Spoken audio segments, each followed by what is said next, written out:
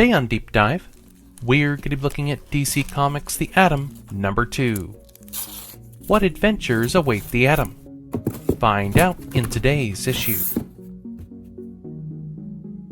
Hello everyone, my name is Devin, also known as DH Artist, and welcome back to my Deep Dive series.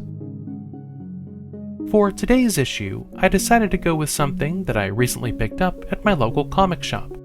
Since I'm not too familiar with the Atom, or have any of his comics in my collection, I thought that this could be a good one to get started with.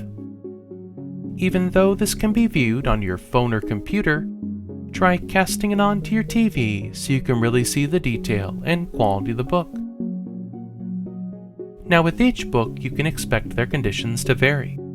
Today's issue is in good condition. While there's obviously some wear to the book, it doesn't affect the artwork or the story.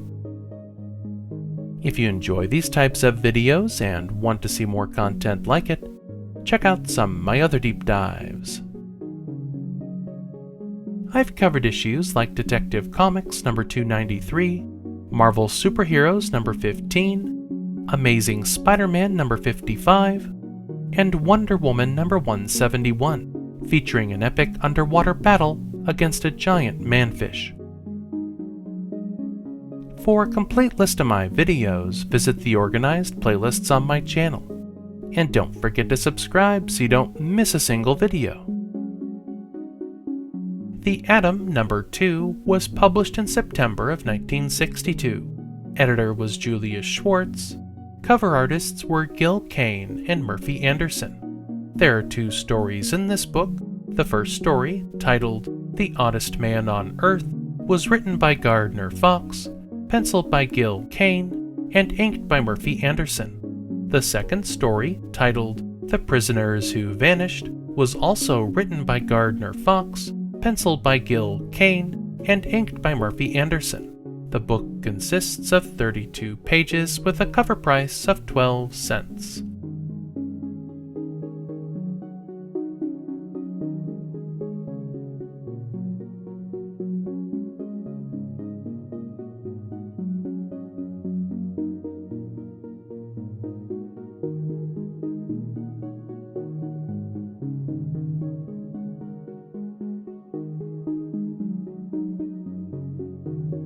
Our first story begins as Ray and Jean are out for an evening drive when they come upon Tim Kerr's farm and find that his barn is on fire. Pulling up to assist, Ray ducks out of sight behind the barn. Then, transforming into the Atom, he rides the hot air currents up to the roof, where he grabs hold of the weather vane and inspects the damage so far. Dropping down into the loft, he makes his way across the pipes to the control valve of the sprinkler system. After a few quick turns, a flood of water sprays down from the pipes, quickly extinguishing the flames. Then, safely sliding down the pipe to the ground, the Atom makes his way outside.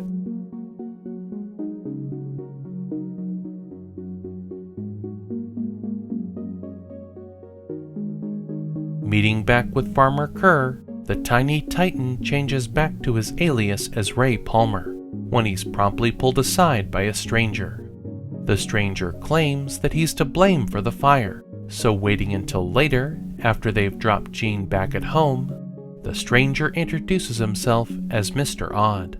He tells Ray that about a year ago, he bought a 1920 silver dollar for his collection. Since that was the year he was born, he figured it would bring him good luck.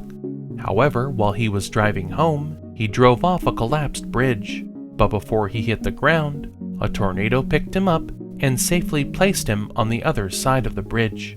But before he can continue with the story, a dog runs out into the street, and when they honk their horn at it, the sound vibrations break a storefront window. Moving closer to investigate, Ray notices some thieves inside looting the store. With Mr. Odd leaving to call the police, Ray changes into the Atom to face the criminals.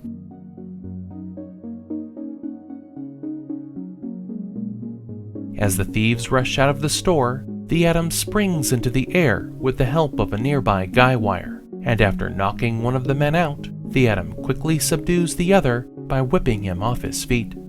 A short time later, After leaving the police to deal with the thieves, Ray drives Mr. Odd to his boarding house. Then, continuing with his story, Mr. Odd tells him about a recent visit to the horse races, and how he bet on a long shot to win, and the horse surprisingly won. But it wasn't until he went to collect his winnings that he found out that the clerk mistakenly punched the wrong number on his ticket, so he really didn't win.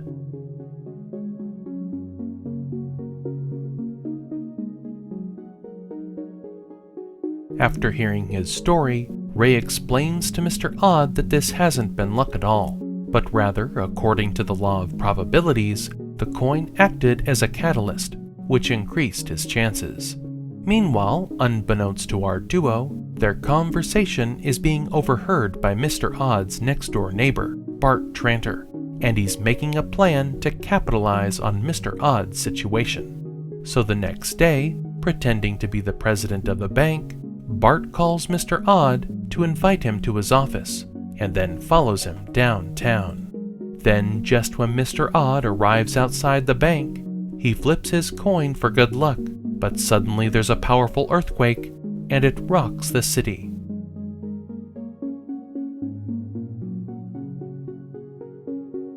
Using the chaos of the earthquake as cover, Mr. Tranter breaks into the deserted bank, stealing close to $500,000.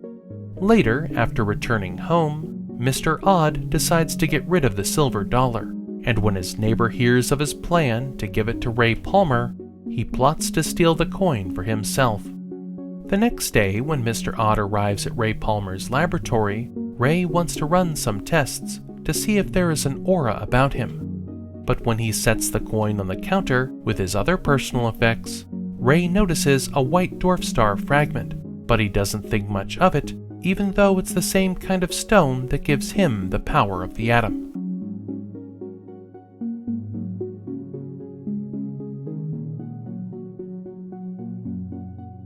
Later, after finishing the series of tests, Mr. Odd leaves his coin and stone in the lab, so when Ray finds them, he places them in his pocket so he won't forget to return them. As he's closing up for the night, Mr. Tranter gets the jump on Ray and knocks him out. Soon after regaining consciousness, Ray finds himself locked in his storage room, but by changing into the atom, he easily slips through the keyhole and finds Bart Tranter searching the lab for the silver dollar. Before the atom can strike Tranter, his shadow gives him away, and Bart knocks him out of the air, causing him to fall into a partially full sink. Bart quickly pulls the drain cover, and the atom becomes trapped in the powerful whirlpool.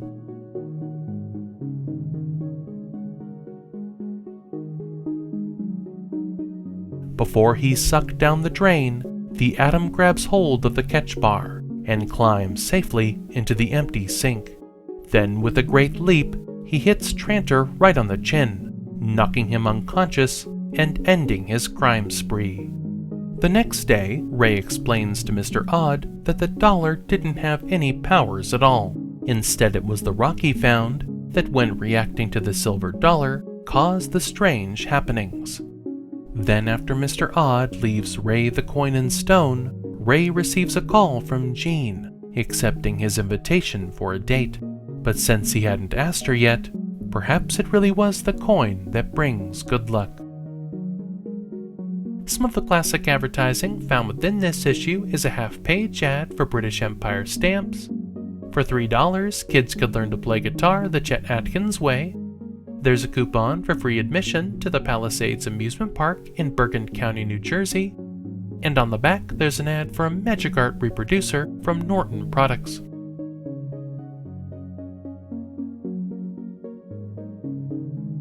Our second story, The Prisoners Who Vanished, begins in the study of Carl Ballard, a criminal who first appeared in Showcase number 34.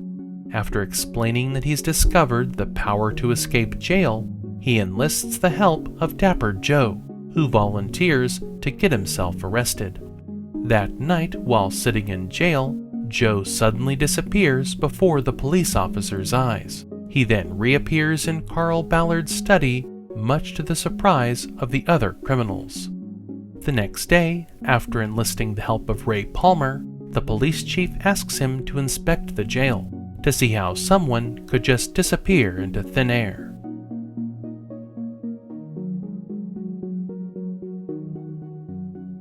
After finding no meaningful clues in the jail, Ray packs up his science equipment, vowing to return again, but next time as the Atom, so he can secretly monitor the cells after the police make another arrest.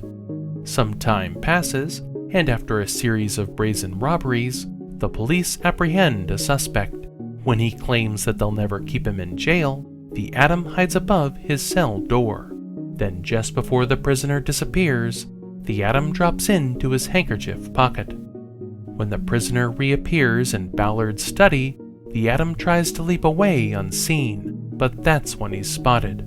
So as the criminals try to take him out, he springs into the air with the help of a tall plant, and with the force of a cannonball, he lands a few quick punches on the thieves.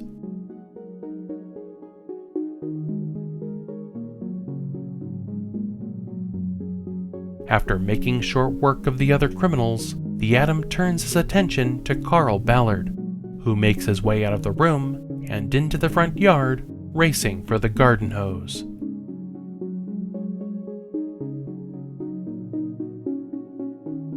Turning the hose on full force, Ballard knocks the tiny Titan out cold. With the Atom unconscious, Ballard gives him a dose of europium, a substance that can transport the body anywhere in the world. Then, using hypnotic suggestion, Ballard commands that for the next 60 hours, anytime the Atom sees him, he'll be teleported to Africa. Then, just as the Atom awakens and looks at Ballard, he's instantly teleported to the banks of the Congo River. Rushing to return home, the Atom navigates the mighty Congo via a leaf until he comes upon a United Nations post in the capital city of Kinshasa.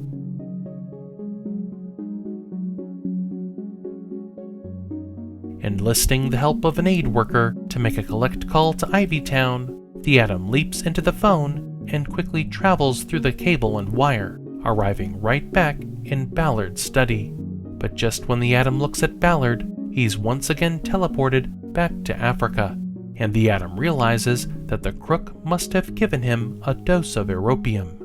Since the effects last 60 hours, the tiny Titan travels to Tokyo well past the international dateline, thus speeding up the europium effects, allowing him to return to Ivytown and face Ballard without the risk of teleporting again. Quickly catching him off guard, the Atom easily knocks Ballard out. He then finds a schedule of their future robberies.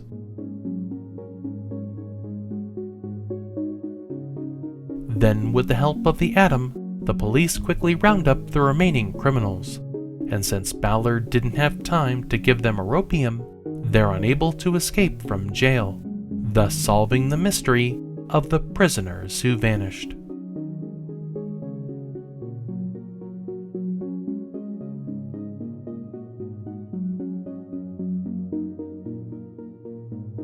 I hope you enjoyed this deep dive.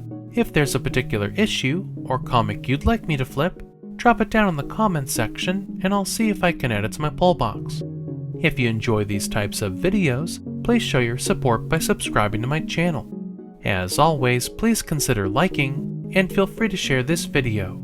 And until next time, deep divers, thanks for watching.